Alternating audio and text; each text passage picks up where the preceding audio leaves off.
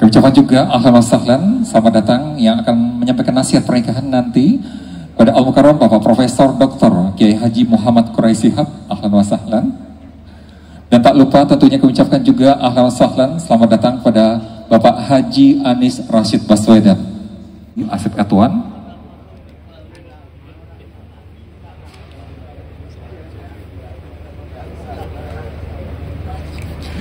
Bapak-bapak, ibu-ibu, saudara-saudara sekalian, khususnya Ananda Fakhri dan Arfa. Ada pertanyaan yang diajukan oleh orang awam dan para pakar.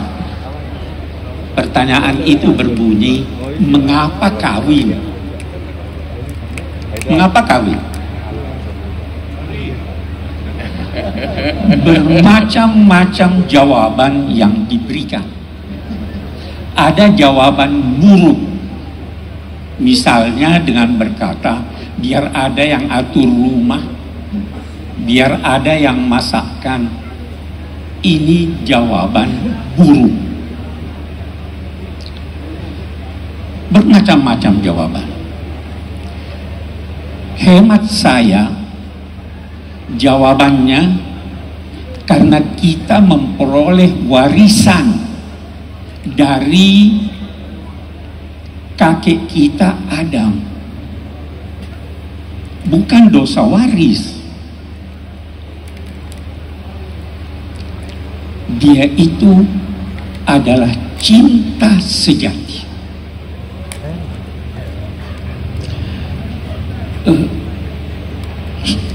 Cinta itu tidak bisa dibeli.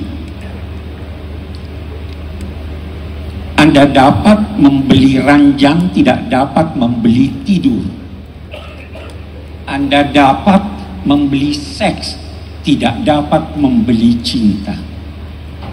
Seorang ayah pernah berkata kepada putrinya, "Anakku, engkau segera akan pindah rumah. Seandainya perkawinan itu bisa dibeli, saya akan beli dengan seluruh hartaku dan engkau tidak akan kukawinkan. Karena aku tidak ingin berpisah denganmu." Tetapi perkawinan itu adalah kebutuhan jiwa manusia. Karena itu, kalau ditanya mengapa kawin, ada dalam diri setiap manusia dorongan untuk mencari pasangan hidupnya agar dia dapat bercinta. Adam hidup penuh cinta di sorga, tapi dia melanggar. Dia diperintahkan turun ke bumi. Dalam riwayat, Adam mendarat di India. Hawa istrinya mendarat di Jeddah. Itu sebabnya namanya Jeddah. Mereka mencari. Apa yang dicarinya?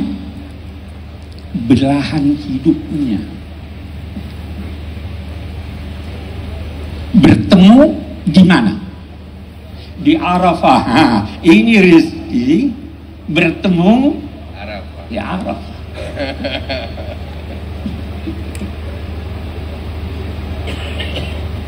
Bagaimana dia tahu? Ada gejolak khusus di dalam hatinya yang menjadikan bahwa inilah pasanganku dulu. Inilah belahan hatiku. Itu sebabnya semua bahasa mengenal istilah belahan hati. Nisfiyasani, soulmate, semua bahasa. Bahasa Jawa juga ada itu. Karena pasangan itu adalah belahan jiwa. Kita tidak berkata seperti kata sementara filosof masa lalu bahwa dewa membelah manusia yang ketika itu punya 4 mata, 4 telinga, 4 kaki, 4 tangan dibelah 2. Maka belahan jiwa katanya kalau bertemu dengan belahannya. Kita berkata bahwa Allah menciptakan pasangan itu dari jiwa kita. Ja'ala lakum min anfusikum azwaja. Jadi persoalannya persoalan jiwa, bukan persoalan fisik. Kalau ada fisik itu ikut. Kalau persoalan hanya semata-mata fisik dan seks, orang tua tidak perlu kawin, cerai aja. Tapi jiwa. Nah, bertemu di sana, bagaimana dia bertemu? Bergejolak, berdebar hatinya. Begitu dia lihat ini, terus apa? Terus tercium olehnya aroma harum.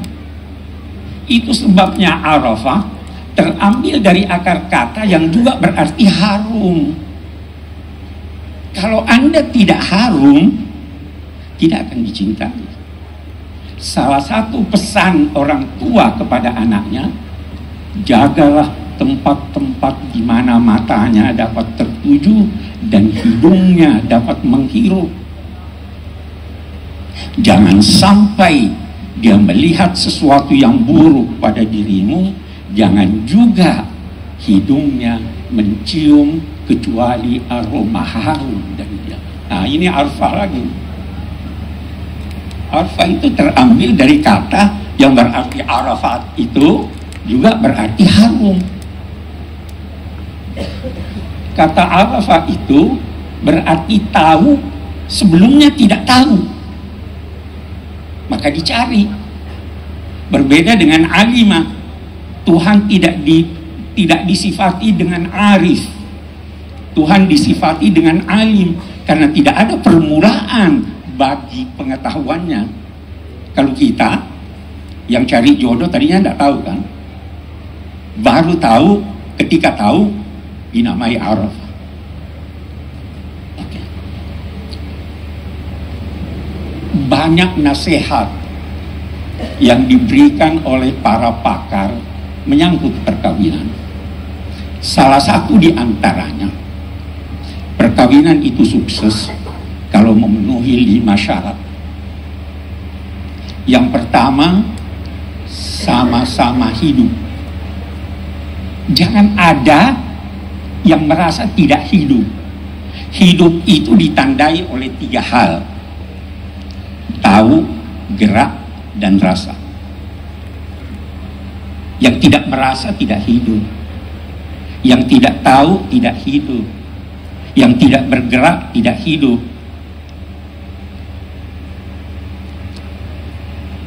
Harus sama-sama hidup. Jangan sembunyikan sesuatu pada pasanganmu, termasuk salary.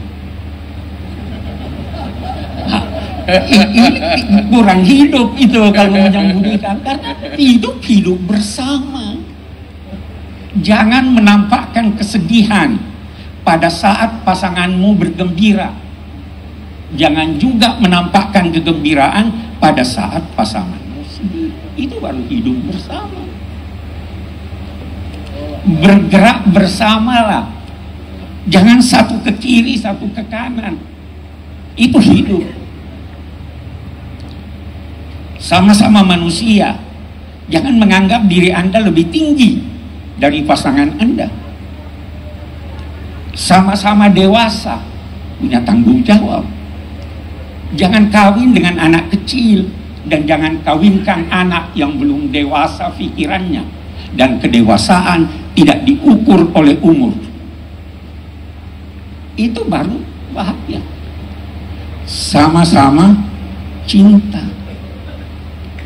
Cinta itu menarik. Yang dicintai tidak mau diperlakukan adil. Karena yang dibenci pun harus diperlakukan adil. La yajrimannakum syana'anu qaumin ala alla ta'dilu. Jangan sampai kebencianmu kepada satu kaum menjadikan kamu tidak adil.